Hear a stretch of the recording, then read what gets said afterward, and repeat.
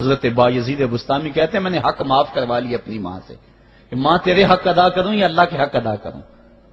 تو مجھے اپنے حق معاف کر دے، میں اللہ سے اپنے حق معاف کروا لیتا ہوں، اپنی اللہ کو راضی کر لیتا ہوں۔ جنگلوں میں گھومتے رہے، 12 سال بیت گئے، ایک دن دوبارہ آئے، بستان کی سمت سے گزرے، خیال آیا چلو ماں کو سلام کر جاؤں۔ تہجد کا وقت تھا، رات کا وقت تھا، دروازے پہ کھڑے رہ گئے کہ میری ماں سوئی ہوگی، میں نے کبھی کوئی خدمت نہیں کی ماں کی، تو اب اٹھا کے تکلیف کیوں دوں؟ ساری رات کھڑے رہے۔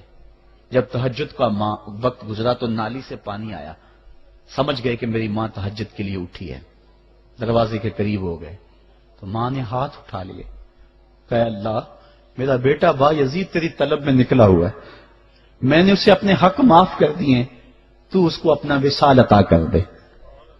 حضرت بایزید دروازہ کھٹکھٹانے لگے اور ماں کے قدموں میں لپٹ گئے اور رو کے کہنے لگے جس رب کو میں جنگلوں میں تلاش کرتا ہوں وہ تو رب میری ماں کے پاس ہے۔ تو ماں کی دعاؤں میں اللہ کی رضا ہے، ماں راضی ہو جائے تو سمجھ لو خدا راضی ہے۔ حکایت میں آتا ہے کہ حضرت بایزید بستامی رحمت اللہ علیہ ذکر الہی میں مصروف تھے، اچانک غیب سے آواز آئی کہ اے بایزید سامان کے بت خانے میں چلے جاؤ اور ان کی عید میں لباس سے راہبان پہن کر شامل ہو جاؤ۔ حضرت بایزید کہتے ہیں کہ اسے میں نے شیطان کی شرارت اور وسوسہ سمجھ کر جھٹلا دیا، لیکن بار بار یہی اشارہ کیا گیا تو میں سامان کے بت خانے میں جا کر ان میں انہی کا لباس پہن کر بیٹھ گیا۔ لوگ جمع ہو رہے تھے، کچھ دیر بعد ان کا بڑا راہبان وہاں پہنچ گیا، سب لوگ اس کا باز سننے کے لیے ہمتن گوش تھے۔ بہت دیر تک وہ بڑا راہبان کچھ نہ بولا تو ایک راہبان کھڑا ہوا اور اس نے بڑے راہبان سے سوال کیا کہ کیا ہم آپ کی حکمت بھری باتیں سننے کے لیے آئے ہیں، آپ کچھ کہتے کیوں نہیں ہیں؟ اب بڑے راہبان نے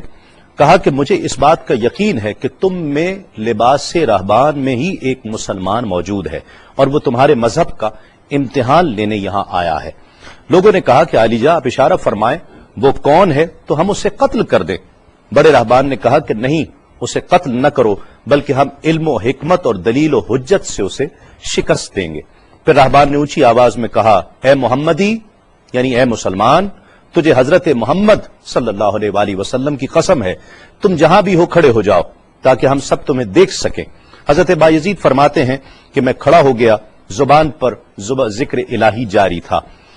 تب بڑے راہبان نے کہا کہ میں تم سے کچھ سوالات کروں گا، اگر تم نے اس کے جوابات دے دیے تو ہم تیرے تابع ہو جائیں گے، اور اگر تم جوابات دینے سے عاجز ہوئے تو اور جوابات نہ دے سکے تو ہم تجھے قتل کر دیں گے۔ بایزید بستامی نے فرمایا تم سوال کرو، انشاءاللہ میں جوابات دوں گا۔ بڑے راہبان نے سوالات کا آغاز کیا کہ وہ ایک چیز کیا ہے جس جیسی دوسری کوئی نہیں ہے، وہ 2 کیا ہیں جن کا تیسرا کوئی نہیں ہے، وہ 3 کیا ہے جن کے ساتھ چوتھا کوئی نہیں ہے، وہ 4 کیا ہیں جن کے ساتھ 5واں کوئی نہیں ہے، وہ 5 کیا ہیں جن کے ساتھ چھٹا کوئی نہیں ہے، وہ 6 کیا ہیں جن کے ساتھ 7واں کوئی نہیں ہے، وہ 7 کیا ہیں جن کا 8واں کوئی نہیں ہے، وہ 8 کیا ہیں جن کے ساتھ 9واں کوئی نہیں ہے، وہ 9 کیا ہیں جن کے ساتھ 10واں کوئی نہیں ہے، وہ 10 کیا ہیں جو کامل ہیں، اور 11 کیا ہیں، اور 12 کیا ہیں، اور 13 کیا ہیں، اور 14 کیا ہیں جو اللہ سے باتیں کرتے ہیں۔ اور بتلاؤ کہ وہ کیا چیز ہے کہ جو بغیر روح کے دم لیتی ہے، اور وہ قبر کون سی ہے جو صاحب قبر کو لیے پھرتی ہے، اور وہ پانی کون سا ہے جو نہ آسمان سے آیا اور نہ زمین سے نکلا۔ اور بتاؤ وہ 4 چیزیں کیا ہیں جو نہ جن ہیں، نہ آدمی، نہ فرشتہ، اور نہ وہ باپ کی پشت سے ہیں اور نہ ماں کے شکم سے ہیں۔ اور بتاؤ کہ سب سے اول زمین پر قتل کس نے کیا، اور بتاؤ التامیہ کیا ہے، اور بتاؤ کہ وہ کون سا درخت ہے جس کی 12 ٹہنیاں ہیں اور ہر ٹہنی میں 30 پتے ہیں اور ہر پتے میں 5 شگوفے ہیں، اور ان میں سے 2 دھوپ کے اندر ہیں اور 3 سائے میں ہیں۔ اور وہ کیا چیز ہے جو بیت الحرام کا حج کرتی ہے مگر اس میں نہ روح ہے اور نہ اس پر حج فرض ہے۔ اور بتاؤ رات کہاں جاتی ہے جب دن نکلتا ہے، اور جب رات ہو جاتی ہے تو دن کہاں چلا جاتا ہے۔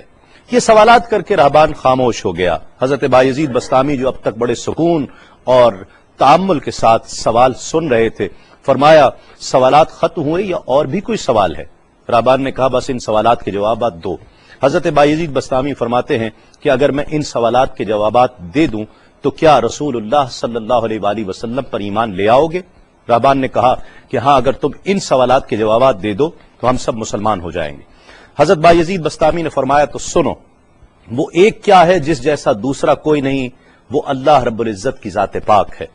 اور جو دو ہیں تیسرا ان کے ساتھ کوئی نہیں، وہ دن اور رات ہیں، اور جو تین ہیں جن کے ساتھ چوتھا کوئی نہیں، وہ عرش، کرسی اور قلم ہیں، اور جو چار ہیں پانچواں ان کے ساتھ کوئی نہیں، وہ اللہ کی چار کتابیں توریت، زبور، انجیل اور قرآن مجید ہیں،